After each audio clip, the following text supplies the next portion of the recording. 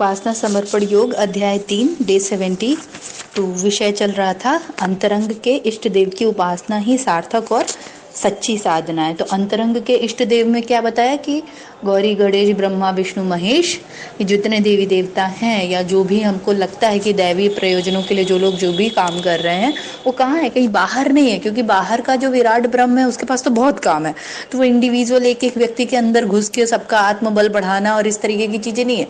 तो वो इनबिल्ट है हमारे अंदर। पांचों जो कोश हैं हमारे, 7 चक्र हुए, 5 कोश हुए, तो ये एनर्जी सेंटर्स ऑलरेडी दे दिए। तो ऋषियों ने, इसीलिए देखिए ऋषि परंपरा बड़ी इंपॉर्टेंट है। बड़े इंटेलिजेंट हुआ करते थे वो लोग। उन्होंने सब फाइंड आउट कर लिया कि भाई बाहर कुछ है ही नहीं और तुमको बाहर भटकने की भी जरूरत नहीं।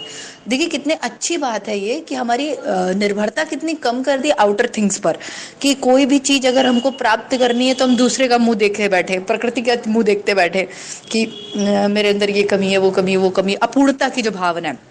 तो देखा जाए तो हम अपूर्ण हैं ही नहीं, हमको तो जबरदस्ती फर्जी बता दिया जाता है कि तुम अपूर्ण हो, तुम तो नित्य मुक्त सच्चिदानंद स्वरूप पूर्ण हो, आनंद स्वरूप हो। तो जब भी कभी ऐसा लगे कि फलानी चीज कम है या ये नहीं है या वो नहीं है वो नहीं है या कुछ भी दुखी करने वाली अगर बात आए, तुरंत समझ जाइए कि ये जीवात्मा है जो दुखी हो रही है। क्योंकि आत्मा तो ऐसी नहीं है, आत्मा तो नित्य है, सच्चिदानंद स्वरूप है। और अब आप डिसाइड कर लो कि आपको क्या बने रहना है, ये छोटी सी अपनी तुच्छ सी आइडेंटिटी रखनी है या विराट बनना है। क्योंकि ये जो तुच्छ वाली आइडेंटिटी है ये बहुत खतरनाक है, इसमें सुख दुख फलाना ढिमकाना डिप्रेशन ये सब लगा रहेगा। और जो विराट वाली आइडेंटिटी है वो क्या है, वो आप सच में हो, वो आज भी थे, पहले भी थे, आज भी और आगे भी वही रहोगे। ये तो बीच में कुछ समय के लिए माया है जिसमें हम अपने आप को ये समझ लेते हैं। तो गुरुदेव यही बता रहे हैं कि जो जिनकी आत्मा बल बढ़ा हुआ रहता है वो अपने अंदर बुराइयों को पनपने ही नहीं देते। वो दैवीय प्रयोजनों के लिए थोड़ी भी अगर गलती हुई उनसे या थोड़ा भी उनको ऐसा लगा कि कुछ गड़बड़ है तो एक तो प्रायश्चित भी करते हैं उसका, और मनोविकारों को ढूंढते, प्रतिकार करते हैं और प्रायश्चित भी करते हैं, पश्चाताप भी करते हैं। और दोनों ही जो व्यक्ति हैं, चाहे वो दैवी प्रवृत्ति के हों चाहे आसुरी प्रवृत्ति के, दोनों की अंतरात्मा की प्रकृति एक जैसी है। क्यों? क्योंकि अंतरात्मा की प्रकृति कल बताया था कि कैसे सच्चिदानंद, नित्य मुक्त, बोध स्वरूप, ज्ञान स्वरूप, डिपेंडेंट नहीं है, कूटस्थ, निर्विकार, निर्लेप, इस तरीके के हैं। तो वो दोनों ही क्या करते हैं, पर जो प्रकृति तो एक जैसी है पर जो कर्तव्य है वो अलग अलग निभाते हैं और दोनों अपने गुणों के अनुसार करते हैं। तो जो अपन कहते हैं ना कि कोई व्यक्ति अच्छा या बुरा है, वो अपने संस्कार है, प्रकृति है। तो देखिए कृष्ण जो गीता में कहते हैं ना कि किसी से भी आपको नफरत नहीं करनी, सब जगह परमात्मा तत्व देखना है। तो प्रश्न उठता है कैसे कोई व्यक्ति इतना निकृष्ट है, उसमें कैसे मैं कृष्ण देख लूं? तो विज्ञान उसका यही बता रहे कि देखो तुम ऐसे कृष्ण देखो कि वो जो निकृष्टता है वो तमस है, वो व्यक्ति निकृष्ट नहीं है। व्यक्ति तो क्या है, हाड़ मांस का पुतला है। व्यक्ति को क्या जानते हो आप? वो उसके 5 तत्वों से मिलकर बना है, उसके अंदर मन होगा, बुद्धि होगा, चित्त अहंकार होगा, और पूरा शरीर, आंख कान नाक मुंह हाथ, यही है ना वो व्यक्ति। तो हम बोल देते फलाना व्यक्ति बहुत निकृष्ट है। तो अब वो व्यक्ति थोड़ी निकृष्ट है, व्यक्ति तो जड़ है। व्यक्ति के अंदर की अभी आप चेतना निकाल लीजिए तो उसकी सारी निकृष्टता वहीं खत्म हो गई। और चेतना अपने आप में, आत्मा अपने आप में सच्चिदानंद स्वरूप है। तो ये निकृष्ट कौन है फिर? ये मामला यहाँ फंस गया कि ये तो जड़ है अपने आप में, शरीर, मन, बुद्धि, अहंकार, चित्त, ये सब तो जड़ है और आत्मा सच्चिदानंद स्वरूप है। तो ये निकृष्ट कहाँ से आएगा? ये प्रकृति है और प्रकृति में भी तमस है ये। तो इसीलिए कहते हैं कि पाप को खत्म करना है, पापी को नहीं। हमारा सनातन धर्म बहुत ऊंचा है, बहुत ही ऊंचा। हमारे ऋषियों की परंपरा बहुत ही ऊंची कोटि की है। जो अहिंसा को लेके गांधी जी ने काम किया ना, वो ऐसे ही थोड़ी कर लिया। क्यों? क्योंकि हमको तमस मिटाने से मतलब है, हमको व्यक्ति को थोड़ी खत्म कर देना। व्यक्ति में प्राण तो परमात्मा ने दिए, वो जब जाएंगे तो जाएंगे। उसका तमस मिटा दो तो बात समझ में आती है, उसका अंधकार दूर कर दिया तो बात समझ में आती है। अब तुमने व्यक्ति का ही गर्दन काट दी तो ये तो हिंसा हो गई पूर्ण रूप से। तो ये विज्ञान समझना बहुत जरूरी है। इसीलिए सनातन धर्म की महत्ता है। ये नहीं है कि हम किसी का धर्म परिवर्तन कराने की बात कर रहे हैं या दुनिया के और जो धर्म है वो बेकार है या फलाना है। ये मनुष्यत्व के लिए बहुत ऊंचा है, पूरे मनुष्य योनि के लिए। अब मनुष्य तो सभी है ना धरती पे, जितने हैं सब मनुष्य ही तो है, भले ही विभिन्न विभिन्न संप्रदायों से जुड़े हुए हैं। तो ये मनुष्यत्व के लिए बहुत फायदेमंद बात है सनातन धर्म को फॉलो करना। तो इट्स नॉट लाइक कि I am promoting my own self कि यार चूंकि हम सनातन धर्म फॉलो करते हैं ना इसलिए हम इसको प्रमोट कर रहे हैं। नहीं, ये चूंकि मैं मनुष्य हूँ इसलिए मैं इसको प्रमोट कर रही हूँ। ना मैं हिंदू हूँ, ना मैं मुस्लिम हूँ, ना मैं स्त्री हूँ, ना पुरुष हूँ। चूंकि मैं मनुष्य हूँ, मैं एक जीवात्मा हूँ, मैं बॉडी में हूँ और ऋषियों ने जो बताया उसका अनुभव लिया तो मुझे समझ में आया कि हाँ, एक मनुष्य के लिए ये स्टैंडर्ड्स फॉलो करना बड़ा आवश्यक है। तभी उसको समझ में आएगा कि जीवन क्या है, मैं क्या हूं, ये क्या है, वो क्या है, वो क्या है। आगे गुरुदेव क्या बोल रहे हैं कि सर्वव्यापी, साक्षी, दृष्टा, नियंता, कर्ता, सतचित आनंद आदि विभूतियों से संपन्न विराट ब्रह्म है। देव शक्तियां भी अपनी सीमित परिधि के अनुरूप निखिल ब्रह्मांड में संव्याप्त और निर्धारित प्रयोजनों में तत्पर हैं।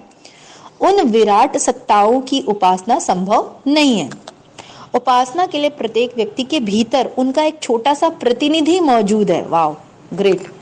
साधक और तपस्वी अपनी निष्ठा के अनुरूप उसका पोषण करते, समर्थ बनाते और लाभ उठाते हैं।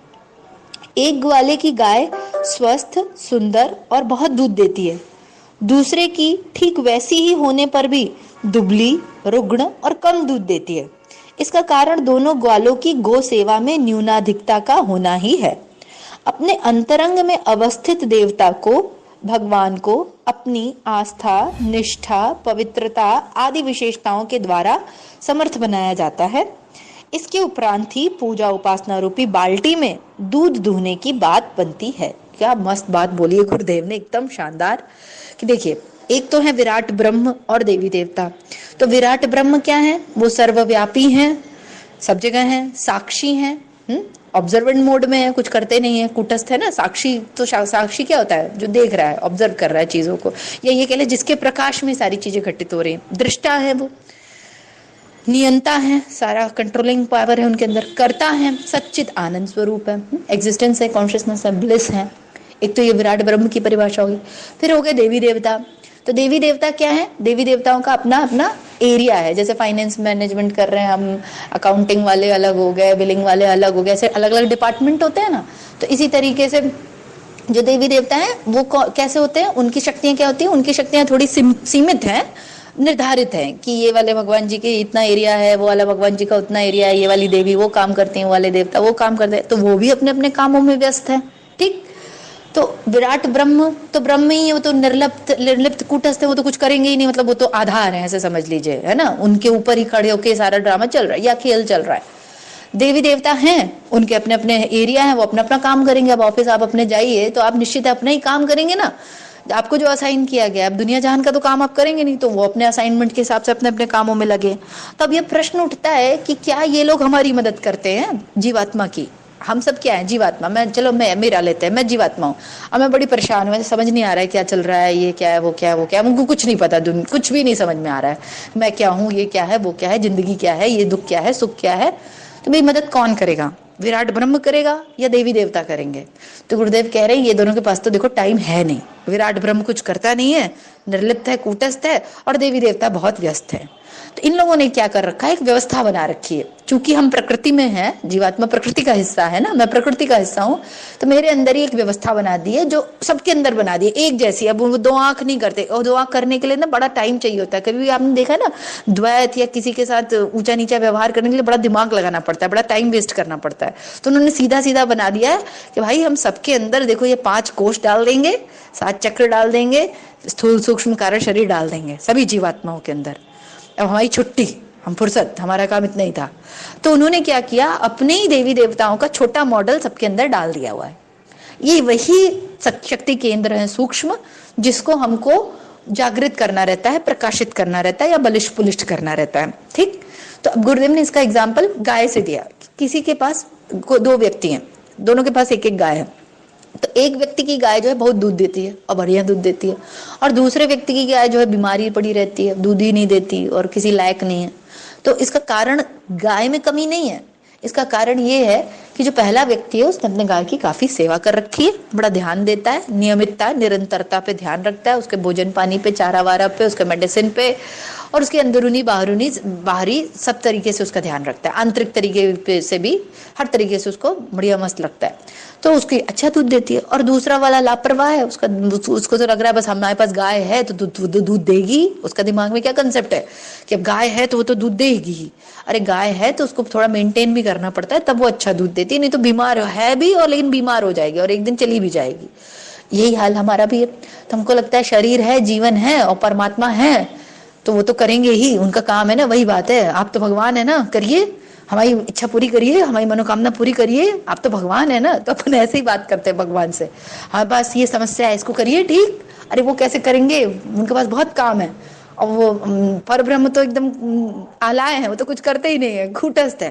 और जो देवी देवता है उनके पास दूसरे 100 काम है, तो हमारे काम कौन करेगा। तो अगर हम इस फिराक में बैठे हैं कि कोई भगवान है और हम उन पर जाके ऐसे टेंट्रम दिखाएंगे, अब भगवान है ना करिए, वो पुरानी मूवीज में नहीं अमिताभ बच्चन वगैरह घंटी बजाते थे, परमात्मा ईश्वर कहाँ है तू, तूने मेरे साथ ऐसा कर दिया वैसा कर दिया। तो ये सब ड्रामा मूवीज में ही चलता है। तो रियल लाइफ में गुरुदेव क्या बोल रहे हैं, वो सारे देवी देवता तुम्हारे अंदर हैं, मूर्ति रूप में, सूक्ष्म रूप में। सबने उसका छोटा छोटा मॉडल सब सारे देवी देवताओं का हमारे अंदर ही है। उसको जगाना पड़ता है, उसके ऊपर पड़े हुए कषाय कलमशों को हटाना पड़ता है। देखिए कई बार ना लोग ऐसे होते हैं, बच्चे जो है भगवान का स्वरूप होते हैं, ये होते हैं वो होते हैं। क्यों करते हैं, क्योंकि अभी बच्चों के ऊपर आवरण कम पड़े, उनके ऊपर उपाधियां कम पड़ी हुई, अभी पैदा हुए हैं, तो उन्होंने कषाय कलमश कचड़ा जो पूर्व का थोड़ा बहुत जो हो वो हो, लेकिन स्वच्छता ज्यादा है, निर्लिप्तता ज्यादा है। उन्होंने कोई उपाधियां नहीं ले रखी कि मैं फलाना हूं, मैं ढिमकाना हूं, मैं ये हूं, मैं वो हूं। तो जैसे हम अपना उपाधि जोड़ लेते हैं तो वैसे जीवात्मा बन जाते हैं, वैसे ही संसारी हो जाते हैं। संसारी होते हैं तो फिर जितना सुख है उतना ही बराबर से दुख होता है। सुख दुख का खेल ही ऐसा है, एक ही सिक्के के 2 पहलू हैं। सुख आएगा तो निश्चित है दुख आएगा ही आएगा, वो उसके पीछे पूंछ है, वो दुख उसकी पूंछ है, और फिर दुख की पूंछ सुख, फिर सुख की पूंछ दुख, ऐसे करके वो साइकिल है, राउंड राउंड राउंड राउंड, वो कभी खत्म होने वाली नहीं है, नेवर एंडिंग है वो।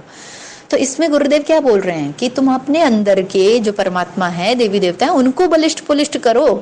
वो साधना से होते हैं, उपासना से होते हैं, ठीक है, वो कषाय कलमश दूर करने से होते हैं। अब वो हैं अंदर, ऑलरेडी हैं, शक्तियां सारी अंदर है, सूक्ष्म में केंद्रित है। तो अब जब अगर आपने मान ही लिया है कि मैं स्त्री हूं, मैं कमजोर हूं, मैं फलाना हूं, मेरे से तो होगा नहीं ये वो, तो आपने मान लिया है कि आप स्त्री हैं। आप भूल गई कि आप वो सच्चिदानंद स्वरूप हैं जिसकी सभी शक्तियां अत पिंडे तत ब्रह्मांडे, की जो ब्रह्मांड में है वो सभी शक्तियां इस पिंड में भी हैं।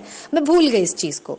तो ये नष्टो मोह स्मृति लब्ध्या, श्रीमद् भगवद गीता में ना लास्ट में अर्जुन जो है यही बोलते हैं, हे प्रभु मेरा नष्टो मोह स्मृति लब्ध्या, मेरा मोह नष्ट हो गया और मुझे स्मृति प्राप्त हो गई है। तो ये नहीं कह रहे हैं कि अब हाँ मैं युद्ध करूंगा, या वाह वाह वाह आपने बड़ा अच्छा ज्ञान दे दिया, मजा आ गया, हाँ अब तो मेरी एनर्जी वापस आ गई। कुछ नहीं वापस आ गया, जो तो था तो वो सब था ही, मेरा मोह नष्ट हो गया।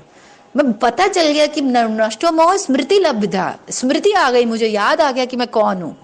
तो मोह क्या नष्ट हो गया, मोह क्या था उसको कि मैं अर्जुन हूं, और मोह क्या था कि ये जितने लोग खड़े हैं ये फलाना फलाना फलाना है, और क्या मोह था ये मेरे रिश्तेदार हैं, और क्या मोह था मुझे इनको मारना पड़ेगा, अहंकार, अज्ञानता और क्या थी कि मुझे इनको मारना पड़ेगा। तो ये सब कचड़ा खत्म हो गया और क्या ज्ञान प्राप्त हो गया, स्मृति क्या आ गई, स्मृति आ गई कि मैं सच्चिदानंद स्वरूप हूं, मैं पूर्ण हूं, मैं स्वयं कृष्ण हूं। ये याद आ गया उनको। कृष्ण मतलब कृष्ण का अंश हूं तो कृष्ण ही हूं ना। जब ये याद ही आ गया तो उसके बाद तो कोई काम बचता ही नहीं है। देखिए तो गुरुदेव यही बोल रहे हैं, पर ये याद आएगा कैसे, जब अंदर सुप्तावस्था में पड़े हुए देवी देवता जागृत हो जाएंगे तो यही आत्मबल निकल निकल के छलक छलक के आने लगेगा, तब स्वतः ही सब कृष्ण में हो जाएगा, सब परमात्मा में हो जाएगा। तो रामकृष्ण परमहंस की काली देवी ने विवेकानंद को आत्मशक्ति से संपन्न बनाकर उन्हें महामानवों की पंक्ति में ला खड़ा किया, और दूसरे तांत्रिक अघोरी कापालिक ओझा उसी काली देवी से झाड़ फूक के छिटपुट प्रयोजन ही पूरे कर पाते हैं। विराट महाकाली एक है, पर रामकृष्ण परमहंस के अंतरंग में परिपोषित काली अंश की क्षमता उनके अनुरूप थी, और ओझा अघोरी लोगों की काली देवी बहुत ही दुर्बल और ओछे किस्म की होती हैं। अर्जुन की कृष्ण की सामर्थ्य अलग थी, मीरा व सूर के कृष्ण अलग थे, और रास लीला करने वाले के पुजारियों के कृष्ण अलग हैं। आकृति प्रतिमा दोनों की एक ही सी होती है, पर सामर्थ्य में असाधारण अंतर होगा। यह अंतर साधकों की आंतरिक स्थिति के कारण विनिर्मित होता है। कितना सही बता रहे हैं, काली कृष्ण है ना, और कोई भी भगवान ले लीजिए तो वो क्या अलग एक ही है ना, शक्तियां तो सब एक ही हैं, पर सबके भगवान अलग अलग कैसे काम कर रहे हैं, वो श्रद्धा के अनुसार काम कर रहे हैं। प्रहलाद के भगवान कितने स्ट्रांग थे, खंबा चीड़ के निकल आए, और हमारे आपके भगवान कैसे हैं, तो ये हमारी श्रद्धा और विश्वास पे। अब ठाकुर की काली इतनी स्ट्रांग थी, अब ठाकुर की काली मतलब क्या हुआ कि ठाकुर की जो एक विराट काली है, ऐसे समझिए एक विराट काली है, तो वही विराट काली क्या ठाकुर की काली थी? नहीं नहीं, ठाकुर ने अंदर उस विराट काली का अंश जो ठाकुर के अंदर था, उन्होंने अपना वो जागृत किया श्रद्धा से, समर्पण से, साधना से। ठाकुर ने तो शानदार साधना की थी, और उनका तो क्या कहना, वो तो परमात्मा स्वरूप थे ही, साधारण व्यक्ति थे ही नहीं वो। तो उनकी जो साधना उपासना से उनकी काली इतनी बलिष्ठ पुरुष हो गई थी कि उन्होंने स्वामी विवेकानंद जैसा एक पुरुष लाके खड़ा कर दिया। इसी तरीके से अर्जुन के जो कृष्ण थे इतने शानदार थे कि गीता निकलवा ली, इतना महान काम कर लिया। मीरा के कृष्ण थे कि जहर का प्याला पी गए, अपने अंदर समा लिया मीरा को। प्रहलाद के जो कृष्ण थे, विष्णु थे, वो हिरण्यकश्यप को मार दिया और खंभा चीर के निकल आया। ये क्या है, ये सबके भगवान कैसे अलग अलग से काम कर रहे हैं और अलग अलग सी प्रतिभाएं दिखा रहे हैं? क्यों? क्योंकि ये जो सबके भगवान है ना, ये सबके अंदर के वही हैं पंचकोश, जिसको उन लोगों ने जागृत करके रखा हुआ था, जिसपे साफ सफाई का काम करते थे, जिसको बलिष्ठ पुलिश बनाते रहते थे, जिसको श्रद्धा भक्ति समर्पण देते रहते थे दिन रात, जिसमें लय रहते थे, दिन रात आत्म परिष्कार के कामों में व्यस्त रहते थे। ये वही लोग हैं। तो हम भी अपने, अब हम क्या सोच रहे हैं, ठाकुर की काली तो इतनी शानदार थी, हमारी काली तो हमारी तरफ देखती तक नहीं, खाना तो दूर की बात है। तो हमारी काली इसलिए नहीं देखती क्योंकि हम ठाकुर की काली को पकड़ने का प्रयास कर रहे हैं। हम अपनी काली स्वयं बनाए ना, हम अपने कृष्ण स्वयं बनाए, हम अपने गुरुदेव देखे सबके हैं, पर सबके गुरुदेव अलग अलग, सबके हिसाब से सबको अलग अलग गुरुदेव की प्रतिमा है और सबकी भावना है। तो जाकी रही भावना जैसी प्रभु मुहूर्त देखी तिन तैसी। हम खुद ही एक्चुअली कृष्ण हैं, सही बताएं तो हम खुद ही काली हैं, हम खुद ही कृष्ण हैं, हम खुद ही गुरुदेव हैं, हम खुद ही सब हैं। आखिर गुरुदेव की प्रेरणा कहाँ मिलती है? अंतरात्मा ही नहीं मिलती ना, अंदर से ही आवाज आती है ना। तो जब अंदर से आवाज आती है तो कौन है अंदर? मैं ही तो हूं अंदर, मेरी ही सबकॉन्शियसनेस है ना जिसमें से बैठ के कोई बोल रहा है। तो चूंकि मैंने अपनी गलत पहचान अभी इतने दिन से पकड़ के रखी हुई थी कि मैं फलाना फलाना फलाना हूँ, मिस्टर XYZ हूँ, तो तब तक मैं मिस्टर XYZ की तरह बिहेव कर रही थी। अब मैं मान लूं कि मैं बिल्ली हूं तो मैं बिल्ली की तरह ही बिहेव करूंगी ना। और मैं मान लूं कि नहीं मैं ब्रह्म हूं तो मैं ब्रह्म की तरह बिहेव करूंगी। तो ये मानने पे है। ठाकुर विवेकानंद जी भी कहते थे, तुम अपने आप को जो मान लोगे बस तुम वही हो। तो अपनी छोटी सी इतनी पहचान क्यों बना के रखी है जो इतना सुख दुख का कारण है, जो बंधन का कारण है? तो अब इसमें प्रश्न होता है कि क्यों है, तब ऐसा क्यों हम अपन चिपके रहते हैं? एक्चुअली हमको बीमार रहने की इतनी आदत पड़ गई है ना कि जब हमारा रोग ठीक हो जाता है तो हमको बेचैनी होने लगती है, क्योंकि आदत पड़ी हुई है बीमार बने रहने की। जन्म जन्म से तो बीमार है, अहंता से, ममता से, काम से, क्रोध से, लोभ से। अब जन्म जन्मांतर से जब बीमारी का ही अभ्यास किया है तो अचानक से कोई आके दवाई दे देता है और ठीक कर देता है ना थोड़ी देर के लिए। थोड़ी देर के लिए अगर आपको एकदम शांत कर दिया जाए ब्रह्म स्वरूप, तो थोड़ी देर में बेचैनी होने लगेगी, लगेगा अरे कुछ है ही नहीं करने के लिए, ओ माय गॉड अब कुछ करना ही नहीं है क्या? तो ये स्थिति है हम लोगों की कि इस कदर हम मजबूर हैं अपनी आदतों से, गंदी आदतों से, कि अगर सत्य मिल भी जाए तो हम सत्य के साथ खड़े नहीं हो पाएंगे। इतना प्रकाश है सत्य में, इतना आनंद है सत्य में कि बर्दाश्त ही नहीं हो पाएगा। अभ्यास है कूड़े में रहने का। तो गुरुदेव क्या बोल रहे हैं, इसी कूड़े में रहने का जो अभ्यास है, इसी अहंता का जो अभ्यास किया हुआ है, मैं, इसको छोड़ना है। क्यों? क्योंकि अपने को पता नहीं चल रहा है पर हम बहुत बीमार हैं। और बहुत से लोग ऐसे हैं, उनसे बोलो ना तो बोलते हैं नहीं हम तो बहुत अच्छे हैं, बड़ा आनंद है, हम तो एकदम ठीक चल रहे हैं। इस कदर वो बीमार है कि उनको पता भी नहीं है कि वो बीमार है और मानते भी नहीं कि हम बीमार हैं। सोच लीजिए ये स्थिति है। तो इससे क्या पता चल रहा है कि बीमारी ने हमको इतना ढक लिया है कि अब हम बचे ही नहीं है देखने के लिए। और ये कहाँ ले जा रही है बीमारी? दिन प्रतिदिन हमको और बीमार करते जा रही है, और निकृष्ट करती चली जा रही है। गुरुदेव यही कह रहे हैं कि अपनी इस अहंता, ममता, काम, क्रोध, ईर्ष्या, द्वेष, राग, अपनी क्षुद्र पहचान जो है, इससे ऊपर उठो, जानो कि तुम ही वो विराट ब्रह्म हो। और उस जानने की प्रक्रिया को साधना कहते हैं, और उसके लिए जो करना पड़ता है उसको उपासना कहते हैं। और ये जो हम चक्रों की क्लीनिंग करना, ये करना, वो करना, ये वो ये करना होता है। शुरू में तो निश्चित है करना होता है। बहुत से लोग कहते हैं जब मैं अभी ब्रह्म हूं तो ये सब करने की क्या आवश्यकता है? हाँ, मैं जानती हूँ कि हम सब अभी इसी क्षण ब्रह्म है, तो करने की जरूरत नहीं है। पर क्या अनुभव में आ रही है ये चीजें? ठीक है, अभी जितने लोग ये सुन रहे हैं सब ब्रह्म है, सब अभी सच्चिदानंद स्वरूप, पर क्या जीवन में फील हो रहा है? और अगर हो रहा है तो कुछ मत करो, क्योंकि ब्रह्म तो निर्लिप्त है, कूटस्थ है, सच में कुछ नहीं करता, प्रकृति है, अपना गुड़ी गुण में बरतेंगे। लेकिन अगर ये फील नहीं हो रहा है तो अपने आप को झूठी सांत्वना देने की जरूरत नहीं है। अगर हम दुखी सुखी हो रहे हैं, अगर हम कषाय कलमशों से घिरे हुए हैं, अगर आनंद नहीं है, अगर काम, क्रोध, ईर्ष्या, घृणा, द्वेष, राग बना हुआ है, तो निश्चित है कि परिष्कार की जरूरत है। और वो है ही है, निश्चित है, शरीर में है, माया में खड़े ही है, तो है ही है। तो जो लोग ऐसा बोल रहे हैं तो वो झूठ बोल रहे हैं, उनको पता नहीं है कि वो भी उनकी क्रिया कंप्लीट नहीं हुई है।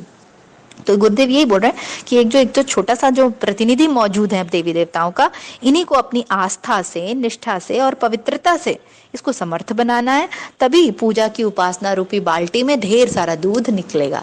इसी को हम रिद्धियां सिद्धियां कहते हैं, इसी को दैवी चमत्कार कहते हैं, इसी को आत्मबल, जो कहना है कह लो। मूल रूप से जितना कचरा है उसको साफ कर लो, अंदर ऑलरेडी सब है, सब है। कोई ऐसा है नहीं जो परमात्मा से 1 इंच भी कम हो, ब्रह्म से 1 रत्ती भी कम कोई नहीं है यहाँ पर, समझ लीजिए। इस स्तर के हैं हम सभी। तो गुरुदेव कहते हैं ना, हम लोग भटका हुआ देवता, तो भटके हुए देवता हैं हम लोग। सब देवी देवताओं से कम स्तर का यहाँ कोई नहीं बैठा हुआ है, लेकिन चूंकि भटक गए, अज्ञानता है, तो जीवन में जब गुरु आते हैं तो वो ज्ञान देते हैं, मार्ग देते हैं। तो ये दारे थे ठाकुर रामकृष्ण परमहंस, इन लोगों की तरह बने हम, कृष्ण की तरह बने, अरे अर्जुन की तरह बने। तो ये श्रद्धा से होता है। श्रद्धा जब उस स्तर की डेवलप हो जाती है ना, भावना, समर्पण। अच्छा, इनका एक कॉमन चीज पाइएगा मीरा में, ठाकुर में, अर्जुन में, समर्पण। जब अर्जुन ने अर्जुन ना होने का फ्री विल का इस्तेमाल किया, ठाकुर ने जब ठाकुर नहीं होने का, लय रहते थे 24 घंटे एक्सटेसी में रहते थे ठाकुर, समाधि लगी रहती थी। मीरा ने जब मीरापन होने का निर्णय लिया कि नहीं, मीरा नहीं रहना, हमको त्याग, मतलब समर्पण। प्रेम क्या होता है? समर्पण। कि मैं ना रहूं, तब ये चमत्कार घटित हुए। तब मीरा के कृष्ण प्रकट हो गए, तब ठाकुर की काली प्रकट हो गई, तब कृष्ण अर्जुन के कृष्ण प्रकट हो गए। क्योंकि जब अर्जुन अर्जुन नहीं थे तब कृष्ण आए, जब ठाकुर ठाकुर नहीं थे तब काली आ गई, जब मीरा मीरा नहीं थी तब कृष्ण आ गए। तो हमें भी ये समझना पड़ेगा कि एक म्यान में 2 तलवारें नहीं रहती। जब आप नहीं रहोगे तब जो रहेगा बस वही सब कुछ है। ठीक है, इसी भाव के साथ आज का यहाँ समाप्त करते हैं। जय गुरुदेव, सभी को प्रणाम।